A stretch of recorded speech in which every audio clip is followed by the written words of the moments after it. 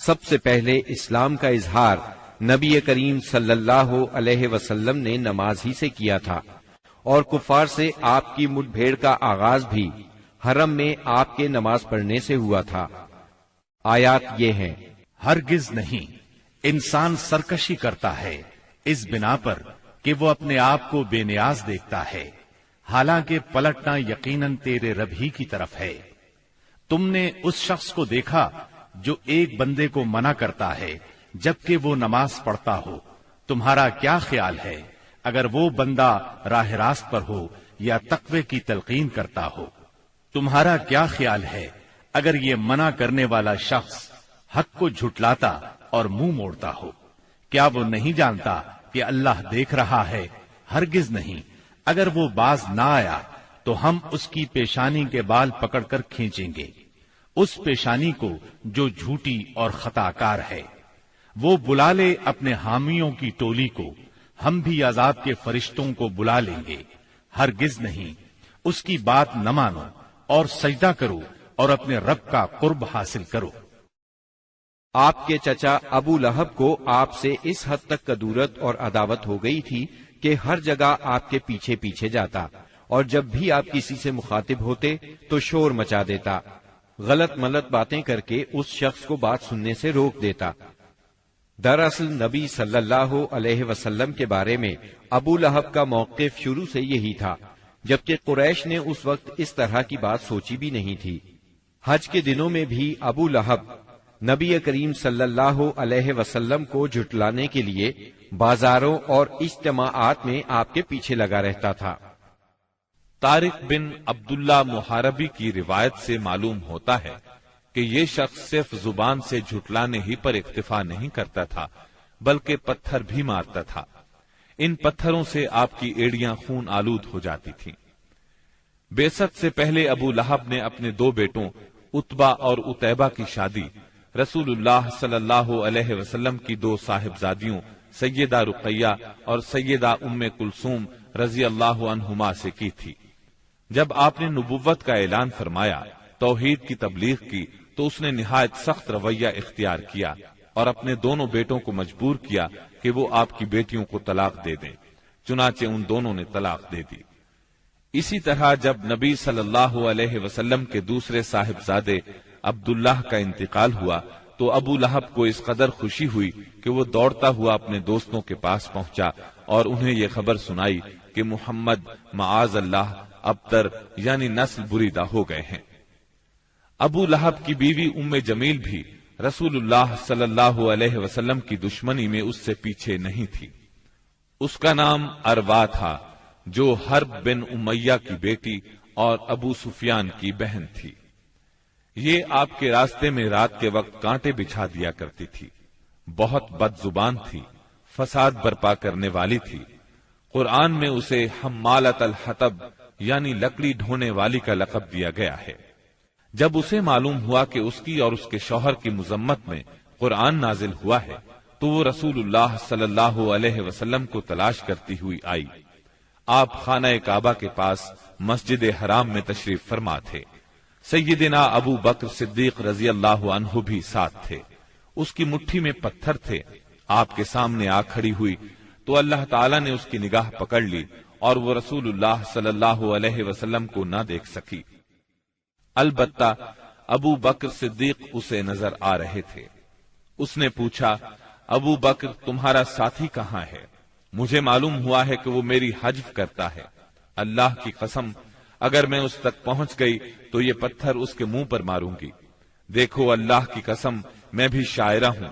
یہ کہہ کر اس نے شعر پڑھا، مزمما عصینا وامرہ ابینا ودینہ قلینا۔ ہم نے مزمم کی نافرمانی کی، اس کے امر کو تسلیم نہ کیا اور اس کے دین کو نفرت اور حقارت سے چھوڑ دیا۔ اس کے بعد وہ واپس چلی گئی۔ سیدنا ابو بکر صدیق رضی اللہ عنہ نے عرض کیا، اے اللہ کے رسول، کیا اس نے آپ کو دیکھا نہیں؟ آپ نے فرمایا، نہیں، اس نے مجھے نہیں دیکھا، اللہ نے اس کی نگاہ پکڑ لی تھی۔ بہرحال نبی صلی اللہ علیہ وسلم اپنی تبلیغ میں لگے رہے۔ مجمعوں اور محفلوں میں پہنچ کر اسلام کا پیغام دیتے رہے۔ آپ کتاب اللہ کی آیات پڑھتے اور سابقہ رسولوں نے جو پیغام دیا تھا وہی پیغام لوگوں کو سناتے۔ آپ فرماتے، یا قوم اعبدوا اللہ ما لکم من الہ غیرہ، اے میری قوم کے لوگو، اللہ کی عبادت کرو، اس کے سوا تمہارا کوئی معبود نہیں۔ اس کے ساتھ ہی آپ نے لوگوں کے سامنے کھلم کھلا اللہ کی عبادت شروع کر دی۔ چنانچہ آپ دن دہاڑے سارے لوگوں کے سامنے کعبہ کے صحن میں نماز پڑھتے۔ آپ کی تبلیغ آہستہ آہستہ کامیاب ہوتی چلی گئی۔ قریش اس پوری صورتحال کو تشویش کی نظر سے دیکھ رہے تھے۔ ابھی تھوڑا عرصہ گزرا تھا کہ حج کا موسم آ گیا۔ کفار حاجیوں کے سلسلے میں پریشان ہو گئے۔ چنانچہ ان کی ایک جماعت ولید بن مغیرہ کے پاس آئی۔ یہ ان میں عمر رسیدہ اور مرتبے والا آدمی تھا۔ اس نے کہا، دیکھو حج کا موسم آ گیا ہے، اب ہر طرف سے لوگ تمہارے پاس آئیں گے اور وہ ان صاحب کا معاملہ سن ہی چکے ہیں، لہذا کوئی ایک رائے طے کر لو اور مختلف باتیں نہ کہنا، ورنہ ایک دوسرے کو جھٹلا بیٹھو گے۔ لوگوں نے کہا، تب پھر آپ ہی بتائیں ہمیں کیا کرنا چاہیے، کیا کہنا چاہیے؟ اس نے کہا، نہیں بلکہ تم کہو میں سنوں گا۔ لوگوں نے کہا، اچھا تو ہم ان سے کہیں گے یہ کاہن ہے۔ یہ سن کر ولید بن مغیرہ نے جواب دیا، وہ کاہن نہیں ہے، ہم نے کاہنوں کو دیکھا ہے، اس میں نہ ان جیسی گنگناہٹ ہے نہ تک بندی۔ تب ان لوگوں نے کہا، ہم کہیں گے وہ پاگل ہے۔ ولید بن مغیرہ نے جواب دیا، وہ پاگل بھی نہیں ہے، ہم لوگ پاگل پن کو بھی پہچانتے ہیں، اس میں نہ پاگلوں کسی گھٹن ہے، نہ الٹی سیدھی حرکتیں، نہ بہکی بہکی باتیں۔ لوگوں نے کہا، تب پھر ہم کہیں گے وہ شاعر ہے۔ ولید بن مغیرہ بولا، وہ شاعر بھی نہیں ہے، ہمیں شعر و شاعری کی تمام قسمیں معلوم ہیں، وہ شاعر نہیں ہے۔ وہ بولے، اچھا تو ہم کہیں گے وہ جادوگر ہے۔ ولید بن مغیرہ نے کہا، وہ جادوگر بھی نہیں ہے، ہم نے جادو اور جادوگر سب دیکھے ہیں، اس میں ان جیسی جھاڑ پھونک ہے نہ گرہ بندی۔ انہوں نے کہا، تب پھر آخر ہم ان سے کیا کہیں، کیا بتائیں، یہ کون ہے، کیا ہے؟ اس نے جواب میں کہا، اللہ کی قسم، اس کی بات میں مٹھاس ہے، تازگی ہے، اس کی جڑ پائیدار اور شاخ پھلدار ہے، تم جو بھی کہو گے واضح ہو جائے گا کہ تم نے جھوٹ کہا ہے۔ ویسے زیادہ مناسب یہی ہے کہ تم کہہ دو وہ جادوگر ہے اور اس کی باتوں میں جادو ہے، وہ اس کے ذریعے سے باپ بیٹے میں، بھائی بھائی میں، میاں بیوی میں، آدمی اور اس کے خاندان میں لڑائی کروا دیتا ہے، پھوٹ ڈلوا دیتا ہے۔ چنانچہ یہ بات طے کر کے وہ لوگ وہاں سے اٹھے۔ اب انہوں نے حج کے لیے آنے والوں کی راہوں میں بیٹھنا شروع کیا۔ اب جو بھی ان کے پاس سے گزرتا اسے آپ کے بارے میں بتاتے، انہیں ڈراتے اور کہتے کہ تم لوگ اس شخص کے جال میں نہ آ جانا۔ نتیجہ یہ ہوا کہ لوگوں نے آپ کو دیکھنے اور آپ کی باتیں سننے سے پہلے ہی بچ کر رہنے کی ٹھان لی۔ اس کے بعد جب حج کے دن آ گئے تب نبی اکرم صلی اللہ علیہ وسلم نے حاجیوں کے مجمعوں میں اور ان کے ڈیروں پر جانا شروع کر دیا، جا کر انہیں اسلام کی طرف بلانا شروع کیا۔ آپ فرماتے، لوگو لا الہ الا اللہ کہو، کامیاب ہو جاؤ گے۔ ادھر ابو لہب کا یہ حال تھا کہ وہ آپ کے پیچھے پیچھے لگا رہتا، آپ کو جھٹلاتا جاتا، تکلیف بھی پہنچاتا۔ اس طرح جب اس حج سے حاجی واپس لوٹے تو پورے عرب میں نبی صلی اللہ علیہ وسلم کا چرچا ہو گیا۔ قرآن مجید کی سورہ المدثر کی آیات 11 تا 26 میں اس واقعے کی طرف نشاندہی کی گئی ہے۔ چھوڑ دو مجھے اور اس شخص کو جسے میں نے اکیلا پیدا کیا، بہت سا مال اسے دیا، اس کے ساتھ ساتھ حاضر رہنے والے بیٹے دیے اور اس کے لیے ریاست کی راہ ہموار کی۔ پھر وہ طمع رکھتا ہے کہ میں اسے اور زیادہ دوں گا، ہرگز نہیں، وہ ہماری آیات سے عناد رکھتا ہے، میں تو اسے بہت جلد ایک کٹھن چڑھائی چڑھاؤں گا۔ اس نے سوچا اور کچھ بات بنانے کی کوشش کی تو رب کی مار اس پر۔ اس نے کیسی بات بنانے کی کوشش کی؟ ہاں، رب کی مار اس پر۔ اس نے کیسی بات بنانے کی کوشش کی؟ پھر لوگوں کی طرف دیکھا، پھر پیشانی سکیڑی اور منہ بنایا، پھر پلٹا اور تکبر میں پڑ گیا۔ آخر کار بولا کہ یہ کچھ نہیں ہے مگر ایک جادو جو پہلے سے چلا آ رہا ہے، یہ تو ایک انسانی کلام ہے، بہت جلد میں اسے دوزخ میں پھینک دوں گا۔ اسلام کی اشاعت بڑھ رہی تھی، لیکن اس کے ساتھ ساتھ قریش کا ظلم و ستم بھی شدید سے شدید تر ہوتا جا رہا تھا۔ پھر آپ ایک مخلص صحابی ارقم بن ابی ارقم رضی اللہ عنہ کے گھر میں تبلیغ کا کام کرنے لگے، یعنی وہ گھر آپ کی تبلیغ کا مرکز ٹھہرا۔ مسلمانوں کو اسلامی تحریک کے سب سے پہلے مرکز دار ارقم کا علم تھا، چنانچہ کوئی اجنبی شخص مسلمان ہونے کے لیے آتا تو اہل اسلام اسے بھی دار ارقم پہنچا دیا کرتے تھے۔ قریش کی سختیاں اور حالات جب ناقابل برداشت ہو گئے تو آپ نے اپنے اصحاب سے فرمایا، حبشہ کا بادشاہ اسہمہ نجاشی ایک انصاف پسند حکمران ہے اور اس کے ملک میں کسی پر ظلم نہیں ہوتا، لہذا تم حبشہ کی طرف ہجرت کر جاؤ۔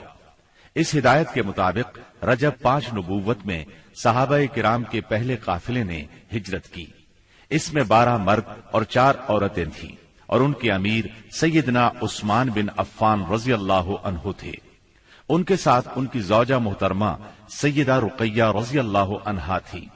یہ نبی اکرم صلی اللہ علیہ وسلم کی صاحبزادی تھی اور یہ سیدنا ابراہیم علیہ السلام اور سیدنا لوط علیہ السلام کے بعد پہلا گھرانہ تھا جس نے اللہ کے راستے میں ہجرت کی تھی۔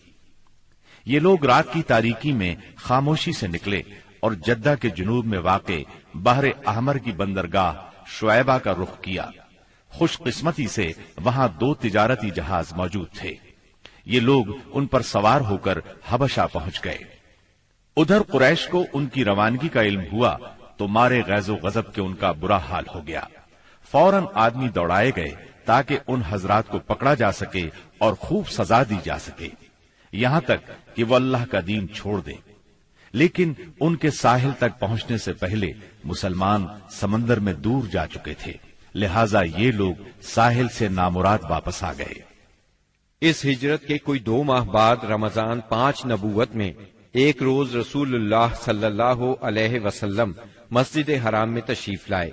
اس وقت وہاں قریش کے بہت سارے لوگ موجود تھے، ان میں ان کے سردار اور بڑے بڑے لوگ بھی تھے۔ آپ نے ان کے درمیان کھڑے ہو کر سورہ نجم کی تلاوت شروع کر دی۔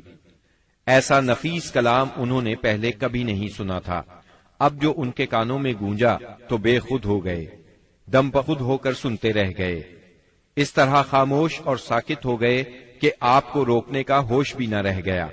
بلکہ سورت کے آخر میں جب ڈانٹ ڈپٹ والی آیات آئیں تو ان کے دل کانپ گئے، ہوش اڑ گئے، اور جو ہی آپ نے یہ حکم سنایا کہ فَاسْجُدُوا لِلَّهِ وَاعْبُدُوا، یعنی اللہ کے لیے سجدہ کرو اور اس کی عبادت کرو، تو سب کے سب سجدہ ریز ہو گئے۔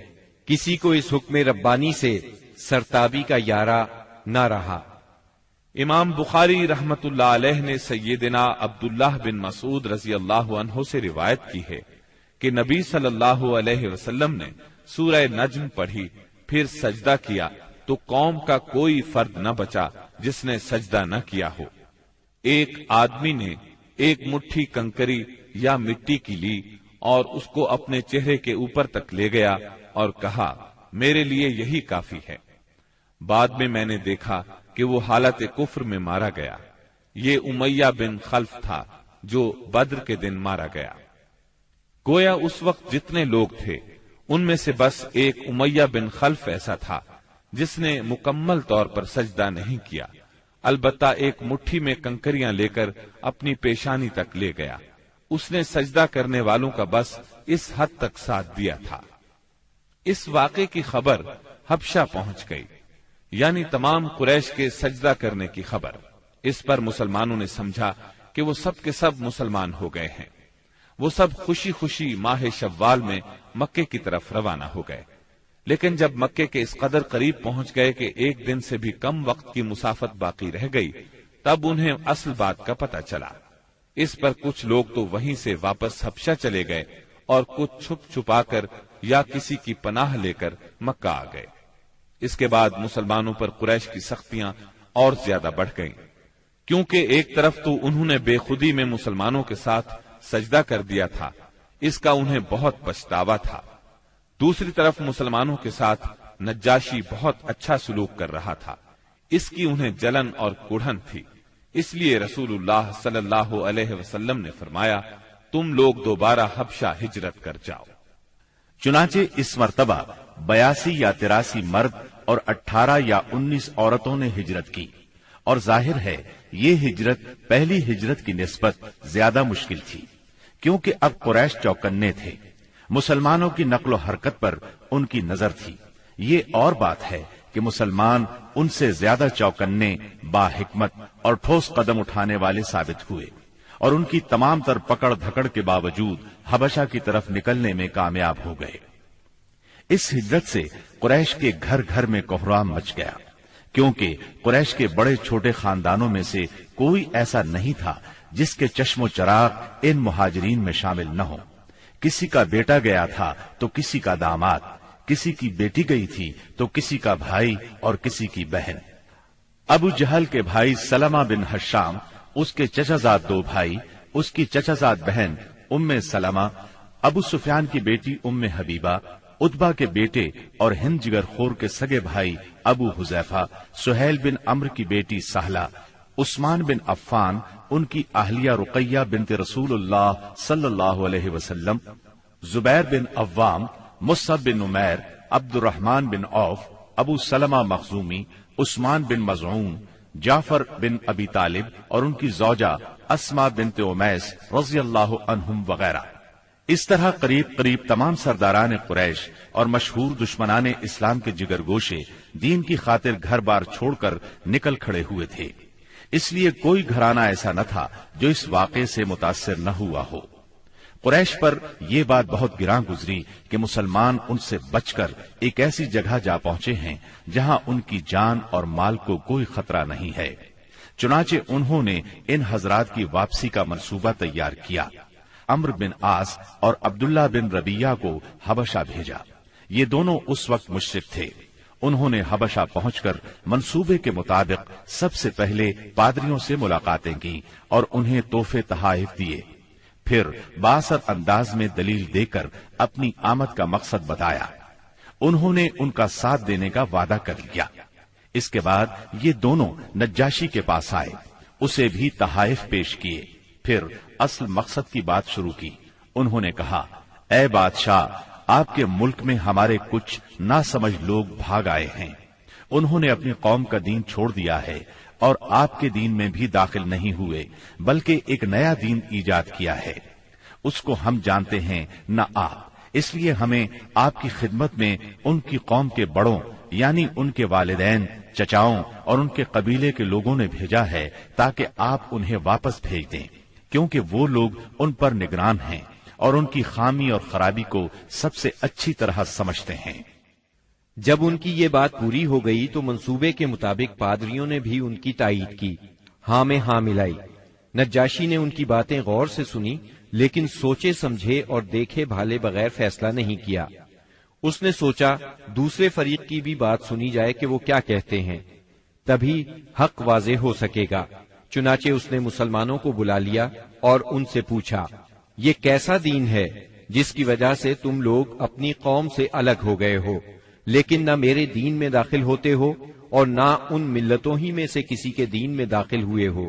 اس کے جواب میں سیدنا جعفر بن ابی طالب رضی اللہ عنہ نے فرمایا، اے بادشاہ، ہم جاہلیت والی قوم تھے، بتوں کو پوجتے تھے، مردار کھاتے تھے، برائیاں کرتے تھے، قرابت داروں سے ناتا توڑتے تھے، پڑوسیوں سے بدسلوکی کرتے تھے، ہم میں جو طاقتور ہوتا تھا وہ ہمارے کمزور کو کھا جاتا تھا۔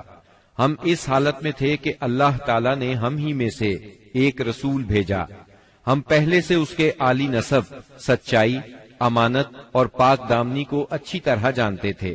اس نے ہمیں اللہ تعالیٰ کی طرف بلایا کہ ہم اسے ایک مانیں اور اسی کی عبادت کریں، اور اس کے سوا ہمارے باپ دادا جن بتوں اور پتھروں کو پوجتے رہے تھے انہیں چھوڑ دیں۔ اس نے ہمیں سچ بولنے، امانت ادا کرنے، قرابت جوڑنے، پڑوسی سے اچھا سلوک کرنے، حرام کاری اور خون ریزی سے باز رہنے کا حکم دیا۔ بے حیائی کے کاموں سے، جھوٹ بولنے سے، یتیم کا مال کھانے سے اور پاک دامن عورتوں پر جھوٹی تہمت لگانے سے منع کیا۔ اس نے ہمیں یہ بھی حکم دیا کہ ہم صرف ایک اللہ کی عبادت کریں، اس کے ساتھ کسی کو شریک نہ کریں۔ اس نے ہمیں نماز، زکوٰۃ اور روزے کا حکم دیا۔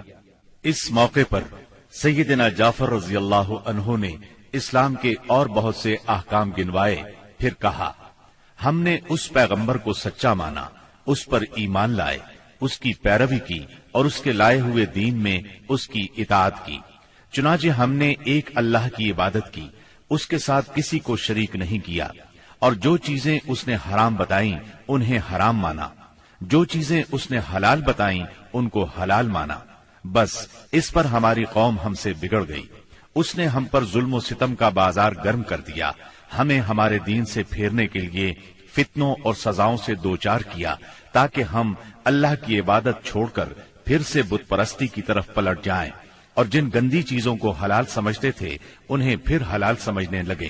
جب انہوں نے ہم پر بہت ظلم و تشدد کیا، زمین ہم پر تنگ کر دی، ہمارے اور ہمارے دین کے درمیان رکاوٹ بن گئے، تو ہم نے آپ کے ملک کی راہ لی اور آپ کو دوسروں پر ترجیح دی اور آپ کی پناہ میں رہنے کو پسند کیا، اور آپ سے اے بادشاہ یہ امید کی کہ آپ کے ہاں ہم پر ظلم نہیں کیا جائے گا۔ سیدنا جعفر رضی اللہ عنہ کی یہ تقریر سن کر نجاشی نے کہا، کچھ قرآن پڑھ کر سناؤ۔ اس پر سیدنا جعفر رضی اللہ عنہ نے سورہ مریم کی ابتدائی آیات تلاوت کی۔ نجاشی ان آیات کو سن کر اس قدر رویا کہ اس کی داڑھی تر ہو گئی، اور تمام پادری بھی اس قدر روئے کہ ان کے صحیفے تر ہو گئے۔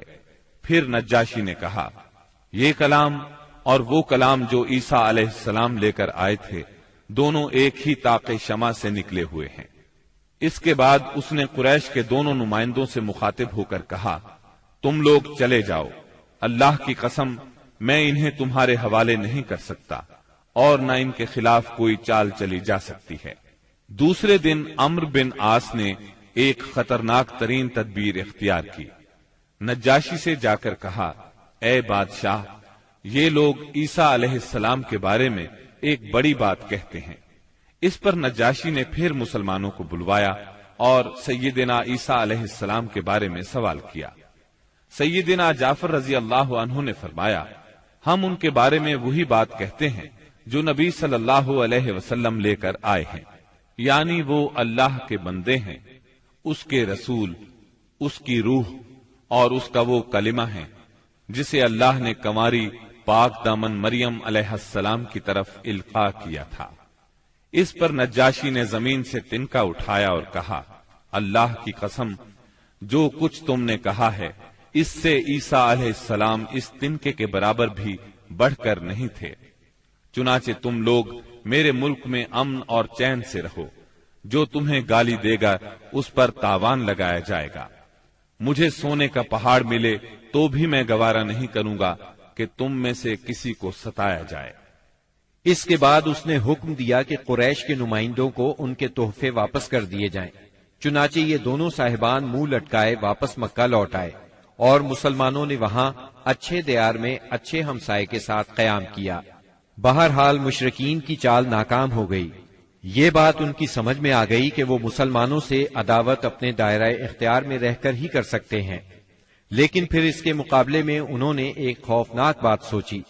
دراصل انہیں اچھی طرح احساس ہو گیا تھا کہ اس مسئلے سے نمٹنے کے لیے ان کے سامنے دو ہی راستے رہ گئے ہیں، یہ کہ رسول اللہ صلی اللہ علیہ وسلم کو طاقت کے ذریعے تبلیغ سے روک دیں، یا پھر آپ کے وجود ہی کا صفایا کر دیں۔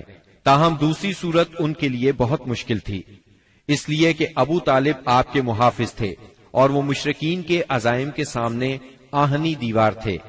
اس لیے یہی مفید سمجھا گیا کہ ابو طالب سے دو باتیں کی جائیں۔ اس تجویز کے بعد سرداران قریش ابو طالب کے پاس گئے اور بولے، اے ابو طالب، آپ ہمارے درمیان بہت عزت اور شرف والے ہیں۔ ہم نے آپ سے گزارش کی کہ اپنے بھتیجے کو روکیے، لیکن آپ نے نہیں روکا۔ آپ یہ بات یاد رکھیں، ہمارے آباء و اجداد کو گالیاں دی جاتی ہیں، ہم برداشت نہیں کر سکتے۔ ہماری عقلوں کو اور سمجھ بوجھ کو حماقت کہا جائے، ہمارے خداؤں کی عیب جوئی کی جائے، یہ ہم ہرگز برداشت نہیں کر سکتے۔ آپ انہیں روک لیجئے، ورنہ پھر ہم آپ سے اور ان سے ایسی جنگ چھیڑ دیں گے کہ ایک فریق کا صفایا ہو کر رہے گا۔ ابو طالب پر اس زوردار دھمکی کا بہت زیادہ اثر ہوا۔ انہوں نے رسول اللہ صلی اللہ علیہ وسلم کو بلا کر کہا، بھتیجے، تمہاری قوم کے لوگ میرے پاس آئے تھے اور ایسی ایسی باتیں کہہ گئے ہیں، اب مجھ پر اور خود اپنے آپ پر رحم کرو، اس معاملے میں مجھ پر اتنا بوجھ نہ ڈالو جو میرے بس سے باہر ہے۔ یہ سن کر رسول اللہ صلی اللہ علیہ وسلم نے خیال فرمایا کہ اب ان کے چچا بھی ان کا ساتھ چھوڑ رہے ہیں، وہ بھی ان کی مدد نہیں کریں گے، قریش کے مقابلے میں کمزور پڑ گئے ہیں۔ اس لیے آپ صلی اللہ علیہ وسلم نے فرمایا، چچا جان، اللہ کی قسم، اگر یہ لوگ میرے دائیں ہاتھ پر سورج اور بائیں ہاتھ پر چاند رکھ دیں کہ میں اس کام کو اس حد تک پہنچائے بغیر چھوڑ دوں کہ اللہ اسے غالب کر دے یا میں اسی راہ میں ہلاک ہو جاؤں، تب بھی میں نہیں چھوڑوں گا۔ ان الفاظ کے ساتھ ہی آپ کی آنکھوں میں آنسو آ گئے اور وہاں سے اٹھ گئے۔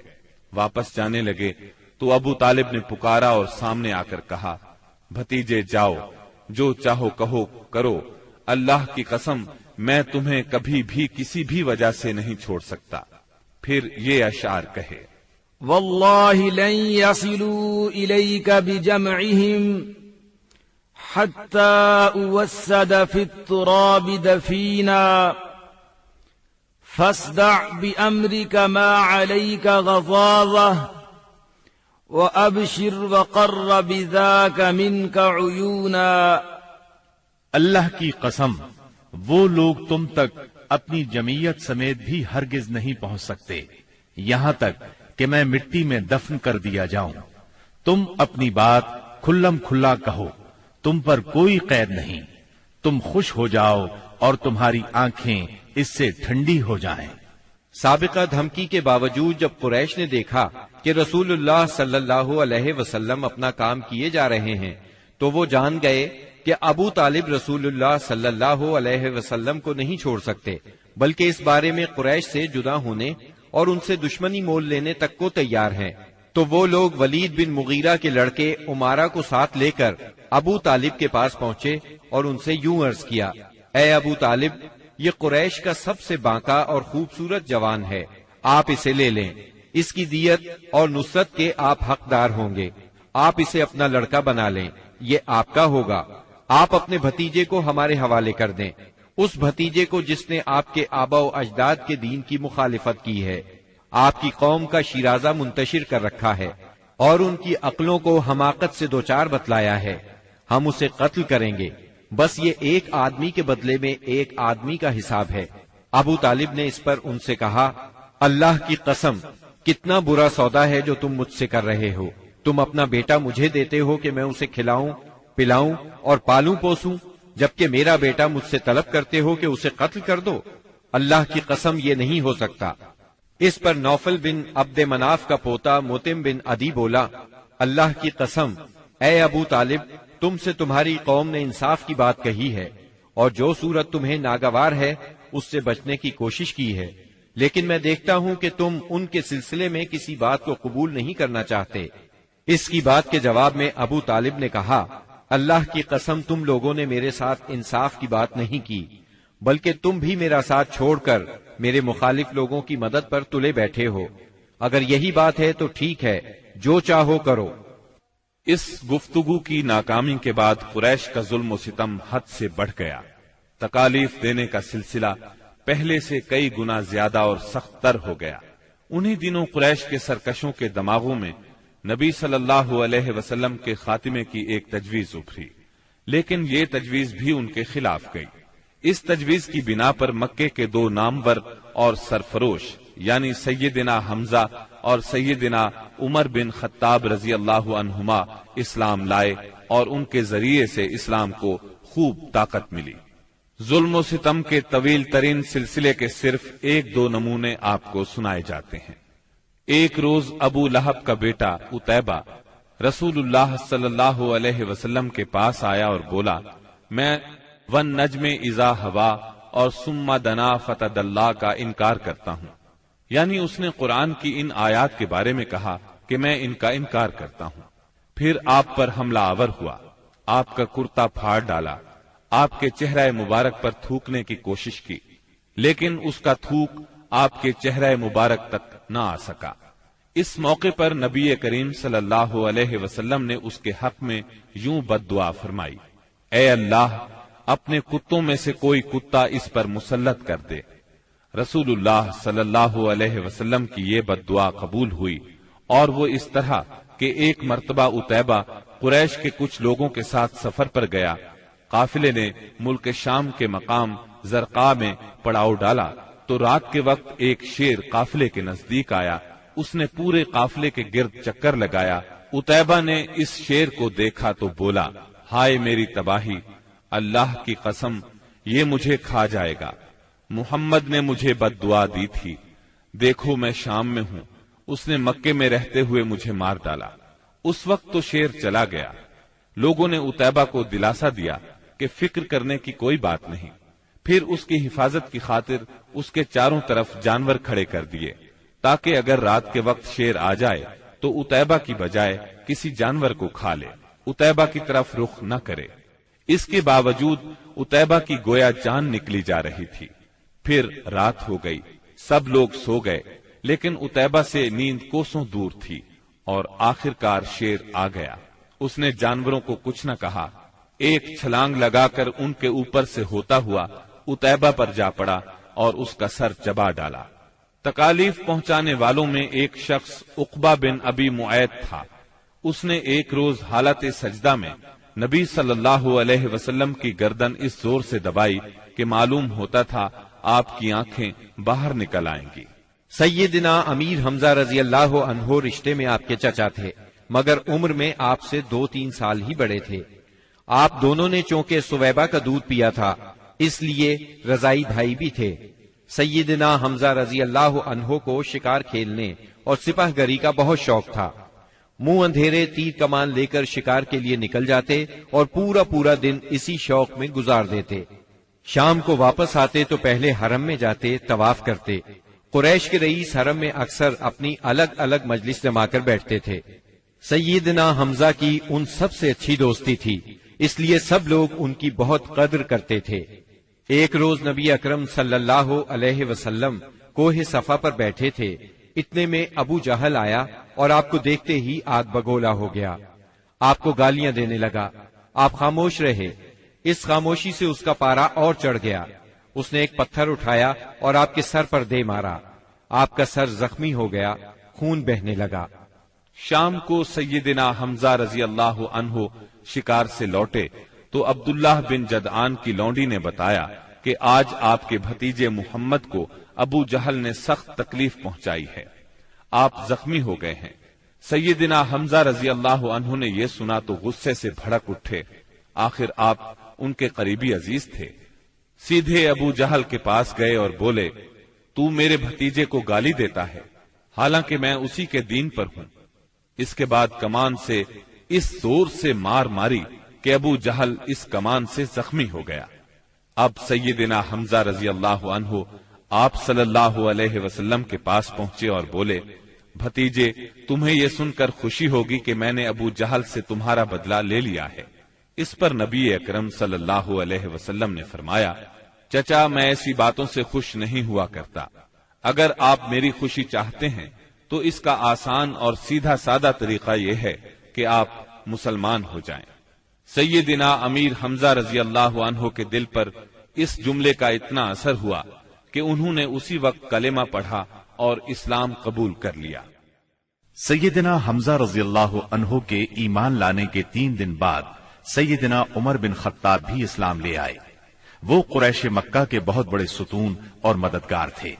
قریش کی طرف سے بیرونی ممالک سے سفارتی تعلقات رکھنا انہی کی ذمہ داری تھی۔ اسلام قبول کرنے سے پہلے آپ مسلمانوں کے سخت خلاف تھے، بہت سخت گیر تھے، طبیعت میں غصہ بہت تھا۔ ایک رات رسول اللہ صلی اللہ علیہ وسلم خانہ کعبہ کے پاس نماز پڑھ رہے تھے۔ سیدنا عمر رضی اللہ عنہ نے چھپ کر چند آیات سن لی۔ ان کے دل میں آیا کہ یہ حق ہے، لیکن پھر بھی اپنے خیالات پر جمے رہے، یہاں تک کہ ایک روز نبی صلی اللہ علیہ وسلم کا کام تمام کرنے کی نیت سے تلوار لے کر نکل کھڑے ہوئے۔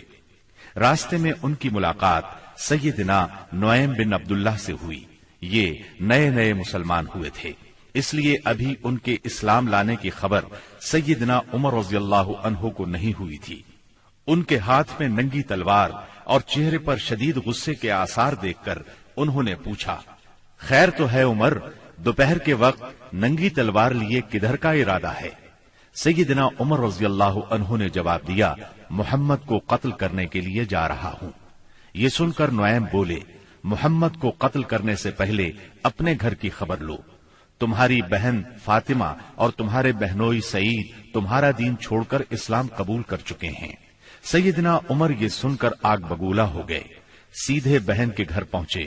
اس وقت گھر میں قرآن کے ایک معلم سیدنا خباب بن ارت رضی اللہ عنہ انہیں قرآن پڑھا رہے تھے۔ دروازے پر دستک کی آواز سن کر ان کی بہن فاطمہ بنت خطاب نے قرآن کے اوراق چھپا دیے۔ خباب بن ارت بھی ایک طرف چھپ گئے۔ اب بہنوئی نے دروازہ کھولا۔ دروازہ کھلتے ہی سیدنا عمر رضی اللہ عنہ نے پوچھا، تم کیا پڑھ رہے تھے، مجھے دکھاؤ۔ ساتھ ہی سعید بن زید کو مارنے لگے۔ بہن نے اپنے خاوند کو چھڑانے کی کوشش کی تو ان پر بھی ٹوٹ پڑے، وہ بھی زخمی ہو گئیں، ان کے منہ سے خون بہنے لگا۔ جوش میں آ کر بولی، جو جی میں آئے کر لو عمر، ہم مسلمان ہو چکے ہیں۔ سیدنا عمر رضی اللہ عنہ نے بہن کو زخمی دیکھا تو شرمندہ ہوئے اور نرم آواز میں بولے، مجھے سناؤ تم کیا پڑھ رہے تھے، میں جاننا چاہتا ہوں تمہارا دین کیا ہے۔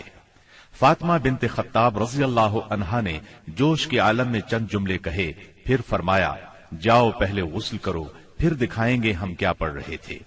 غسل کے بعد انہیں قرآنی اوراق دکھائے گئے۔ انہیں نرم پڑھتے دیکھ کر سیدنا خباب بن ارت بھی کونے سے نکل کر سامنے آ گئے۔ قرآن کے اوراق پر سورہ طٰہٰ کی چند آیات تھیں۔ سیدنا عمر رضی اللہ عنہ نے ان کو پڑھا تو کایا پلٹ گئی اور بولے، یہ تو بہت عمدہ چیز ہے، بتاؤ مسلمان کس طرح ہوتے ہیں۔ سیدنا خباب بن ارت نے کہا، اے عمر، جمعرات کی رات رسول اللہ صلی اللہ علیہ وسلم نے اللہ تعالی سے دعا کی تھی کہ اے اللہ، ابو جہل یا عمر بن خطاب سے اسلام کو تقویت دے۔ تمہیں خوشخبری ہو کہ یہ سعادت تمہارے حصے میں آ رہی ہے۔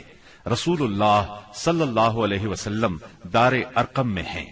سیدنا عمر رضی اللہ عنہ ان کے ساتھ دار ارقم پہنچے، دروازے پر دستک دی۔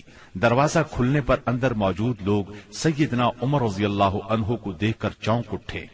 نبی صلی اللہ علیہ وسلم کو بتایا تو آپ نے فرمایا، آنے دو۔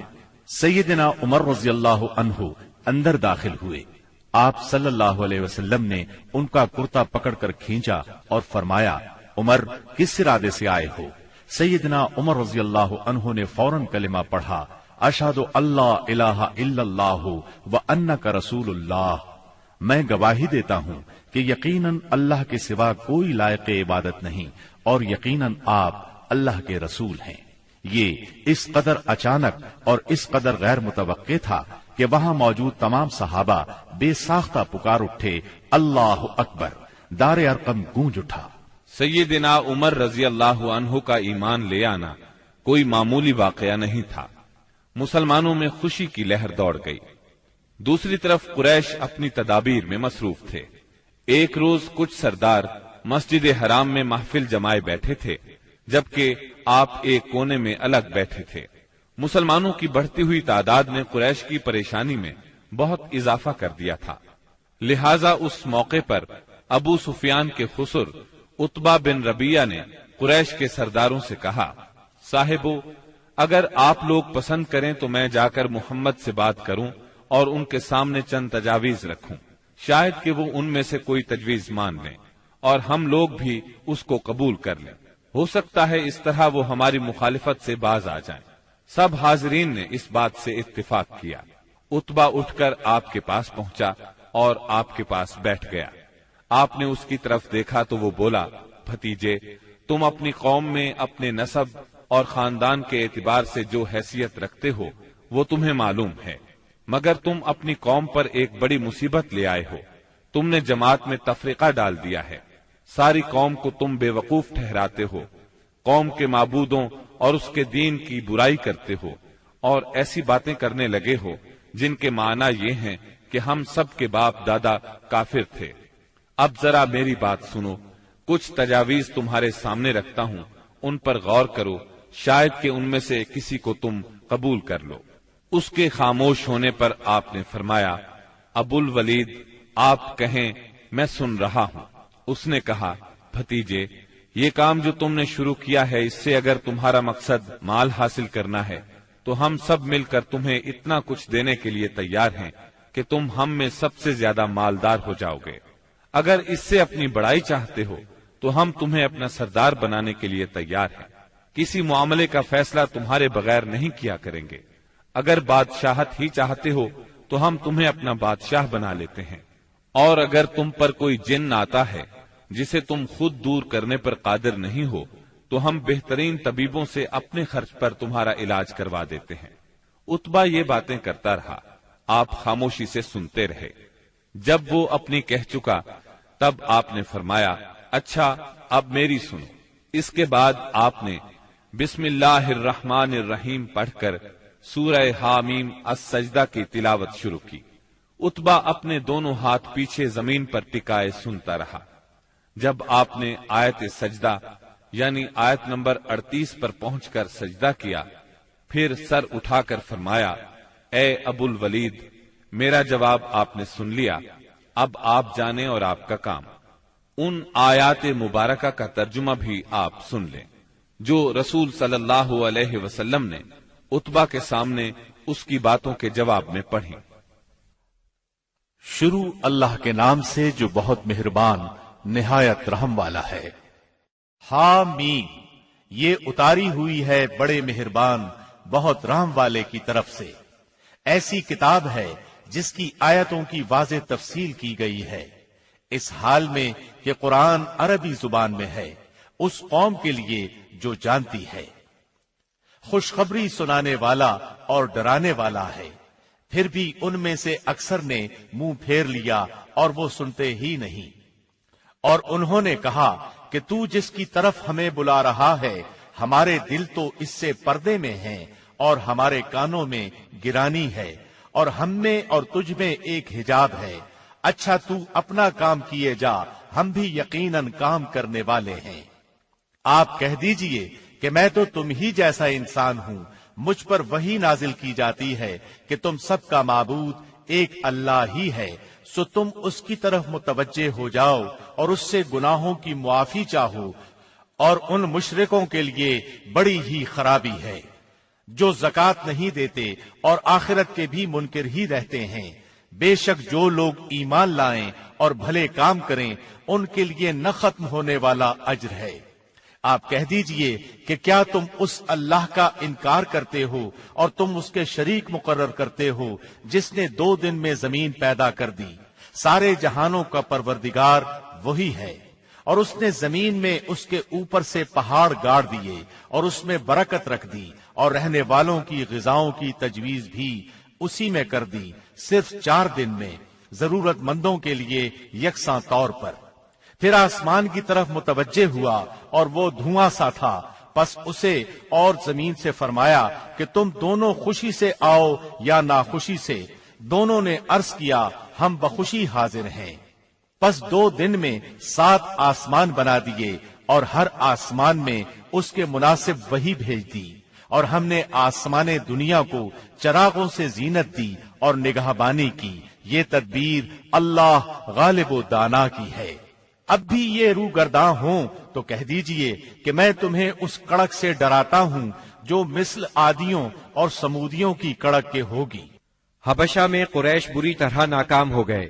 دوسری طرف وہاں شاہ حبشہ نے مسلمانوں کے ساتھ اعلیٰ ترین سلوک کیا، انہیں وہاں رہنے کی کھلی آزادی دی۔ ادھر مکہ معظمہ میں سیدنا حمزہ اور سیدنا عمر بن خطاب رضی اللہ عنہما نے اسلام قبول کر لیا۔ ان تمام باتوں کی بنا پر کفار کا زور ٹوٹنے لگا۔ دوسری طرف آپ کی تبلیغی کوششوں سے مسلمانوں کی تعداد میں روز بروز اضافہ ہوتا جا رہا تھا اور قبائل میں بھی اسلام پھیلتا جا رہا تھا۔ اس صورتحال نے قریش کو مجبور کیا کہ وہ نئے سرے سے حالات کا جائزہ لیں اور اسلام کی بڑھتی ہوئی مقبولیت میں مزید اضافہ نہ ہونے دیں۔ چنانچہ قریش مکہ ایک جگہ جمع ہوئے۔ مشورے کے بعد بنی ہاشم اور بنی مطلب سے معاشرتی قطع تعلق کا فیصلہ کیا۔ ایک قرارداد لکھی گئی، اس پر حلف لیا گیا، اس میں طے پایا کوئی شخص بنو ہاشم اور بنو مطلب سے شادی بیاہ کے تعلقات نہ رکھے، کسی قسم کا لین دین نہ کرے، نہ کھانے پینے کی چیزیں ان کے ہاتھ فروخت کرے، نہ ان سے بولے چالے، جب تک کہ محمد قتل کے لیے ان کے حوالے نہیں کر دیے جاتے۔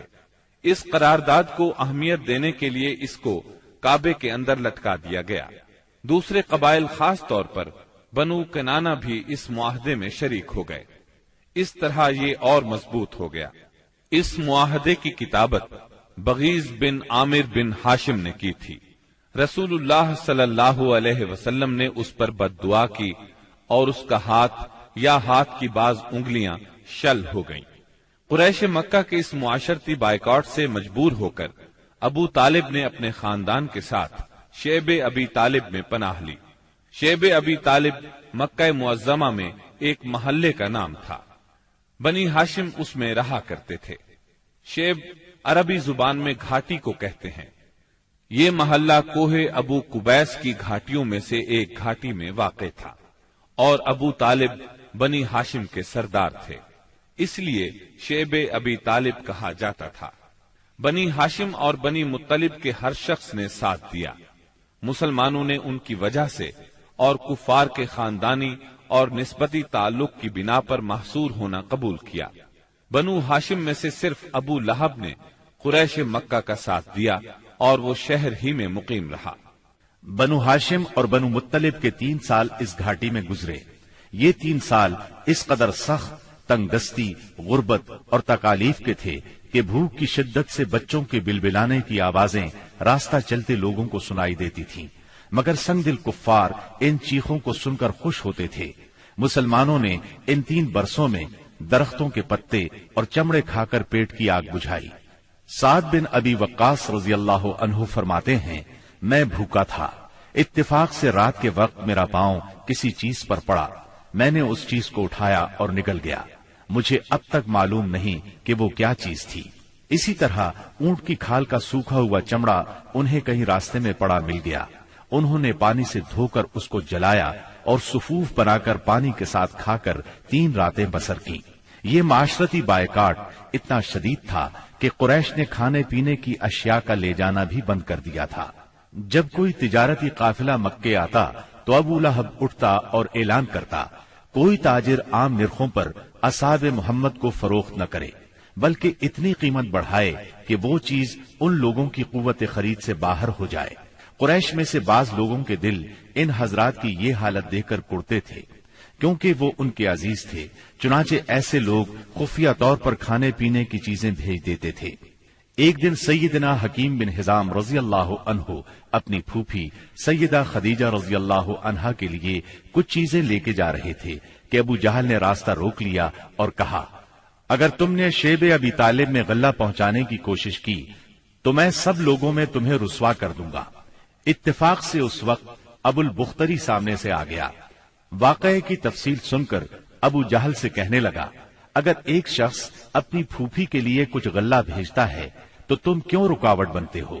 چنانچہ ابو البختری کی مداخلت کی وجہ سے اسے اپنی پھوپھی کے پاس غلہ بھجوانے دیا۔ غرض ایسی ہی تکالیف اور مصائب کی وجہ سے مکے کے بعض نیک دل لوگوں کو یہ سفاکانہ معاہدہ ختم کرنے کا خیال آیا۔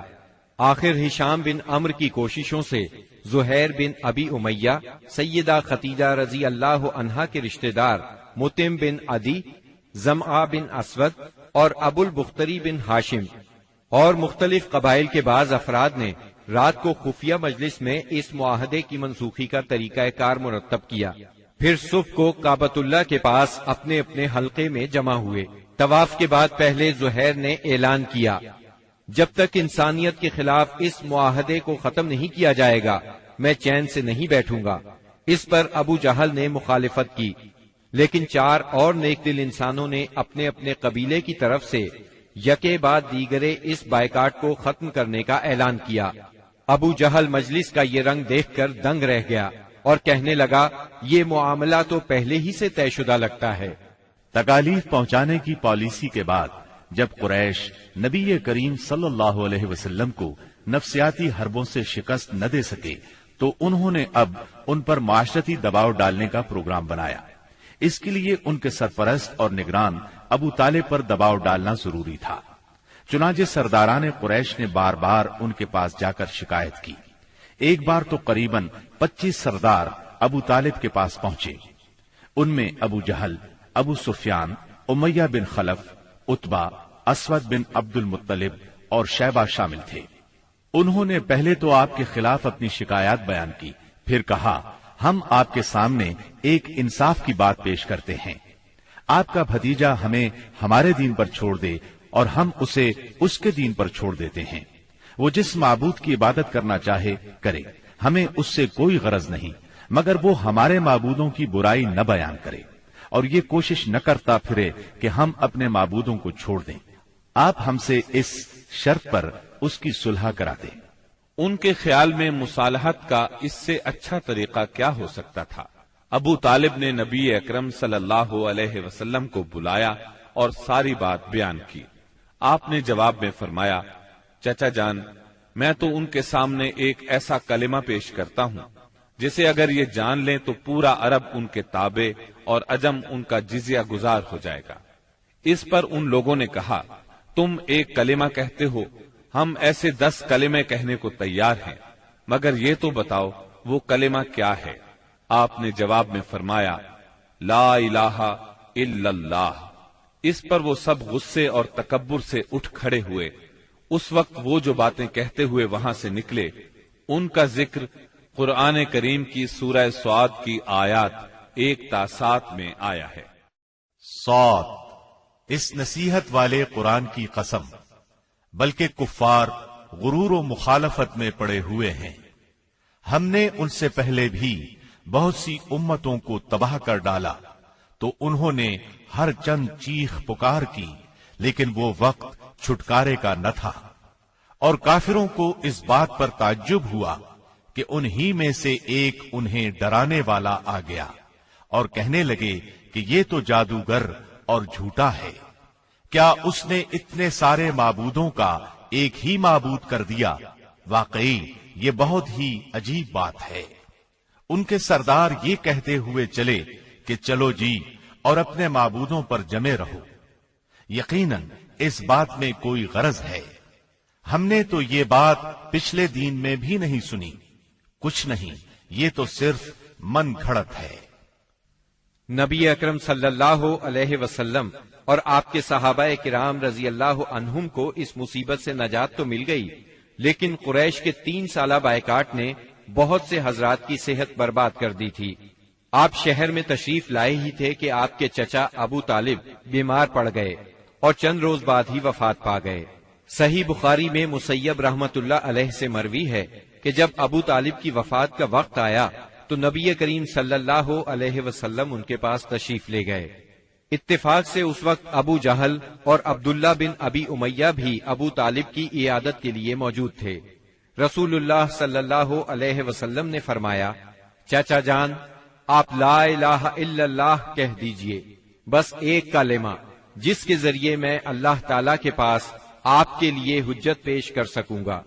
उसी वक्त अबू जहल और अब्दुल्ला बिन अबी उमैया ने दखल अंदाजी की। बोले, अबू तालिब, क्या तुम अपने बाप अब्दुल मुत्तलिब के दीन से फिर जाओगे? ये सुनकर अबू तालिब जरा देर के लिए रुके, फिर बोले, मैं अब्दुल मुत्तलिब के दीन पर मरता हूं। इसके बाद अबू तालिब ने आपकी तरफ देखा और कहा, मैं कलेमाए शहादत कह देता, लेकिन कुरैश कहेंगे कि अबू तालिब मौत से डर गया।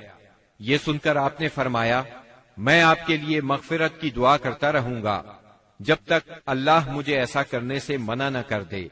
इस पर सूरह तौबा की आयत 113 नाजिल हुई। नबी और आहले ईमान के लिए दुरुस्त नहीं कि मुशरिकीन के लिए दुआए मगफिरत करें, अगरचे वो कराबतदार ही क्यों न हो, जबकि उन पर वाज़ेह हो चुका है कि वो जहन्नमी हैं। जनाब अबू तालिब की वफात के चंद रोज बाद सैयदा खदीजा रजी अल्लाह अन्हा ने इंतकाल फरमाया। आप अपने शफीक चचा की वफात के सदमे से अभी संभले भी नहीं थे کہ سیدہ خدیجہ رضی اللہ عنہا جیسی جانثار اور غم گسار رفیقہ حیات دنیا سے رخصت ہو گئیں۔ ان کی وفات نبوت کے 10ویں سال ماہ رمضان میں ہوئی۔ اس وقت ان کی عمر 65 برس تھی۔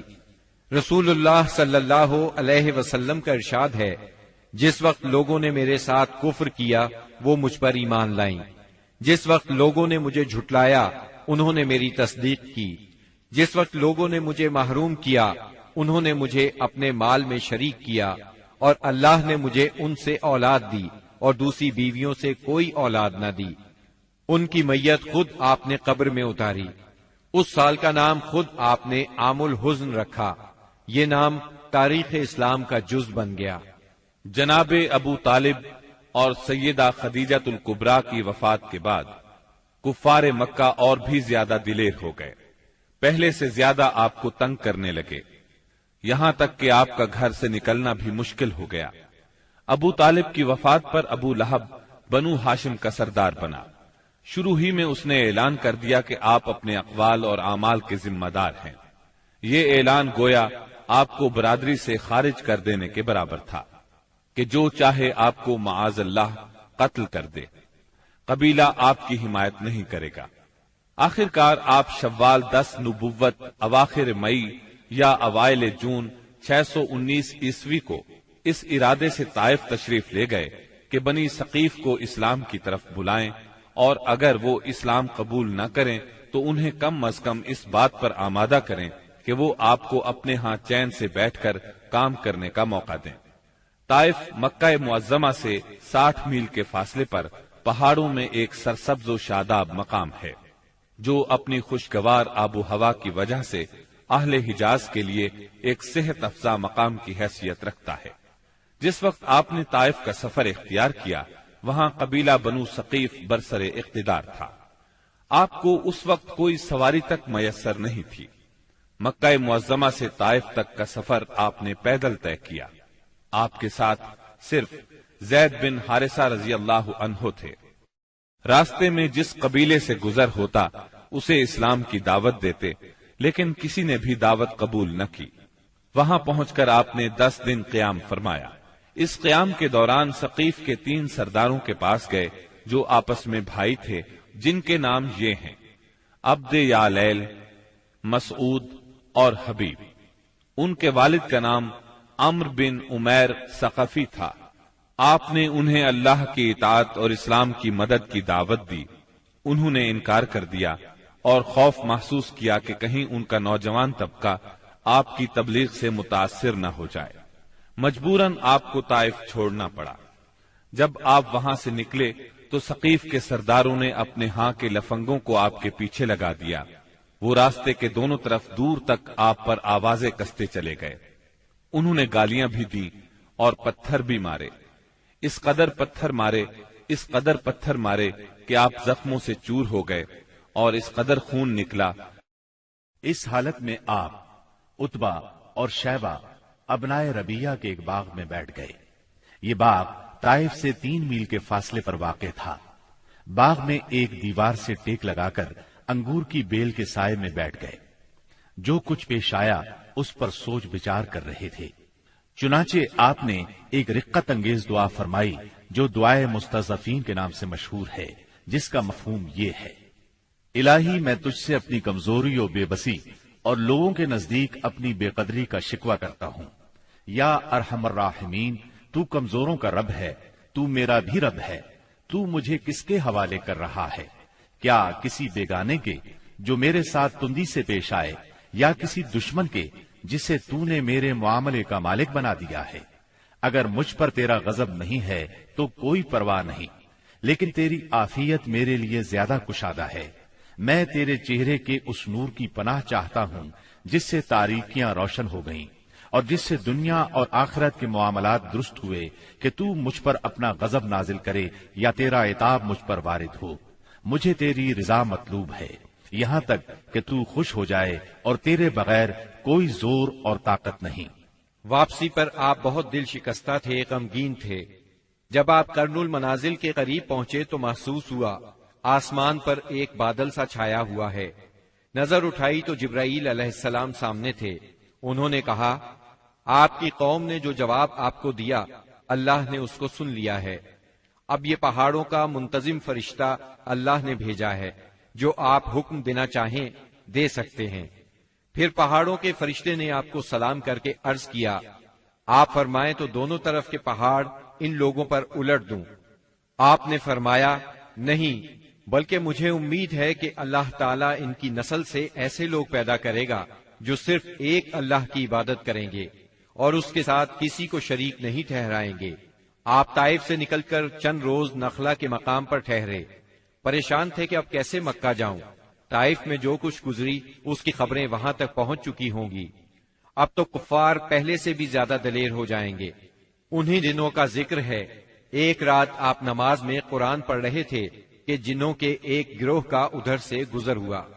انہوں نے قرآن سنا تو ایمان لے آئے، اپنی قوم میں جا کر تبلیغ شروع کر دی، اور اللہ نے اپنے نبی کو یہ خوشخبری سنائی کہ انسان اگرچہ آپ کی دعوت کو قبول نہیں کر رہے مگر بہت سے جن اس کے گرویدہ ہو گئے ہیں اور اس دعوت کو اپنی جنس میں پھیلا رہے ہیں۔ اس واقعے کی تفصیل سورہ احقاف کی آیات 29 تا 31 میں درج ہے۔ اور یاد کرو جب ہم نے آپ کی طرف جنوں کے ایک گروہ کو متوجہ کیا کہ وہ قرآن سنیں، پس جب نبی کے پاس پہنچ گئے تو ایک دوسرے سے کہنے لگے خاموش ہو جاؤ۔ پھر جب تلاوت ختم ہو گئی تو اپنی قوم کو خبردار کرنے کے لیے واپس لوٹ گئے، کہنے لگے اے ہماری قوم، ہم نے یقیناً وہ کتاب سنی ہے جو موسیٰ کے بعد نازل کی گئی ہے، جو اپنے سے پہلی کتابوں کی تصدیق کرنے والی ہے، جو سچے دین اور راہ راست کی طرف راہبری کرتی ہے۔ اے ہماری قوم، اللہ کے بلانے والے کا کہا مانو، اس پر ایمان لاؤ تو اللہ تمہارے گناہ بخش دے گا اور تمہیں المناک عذاب سے پناہ دے گا۔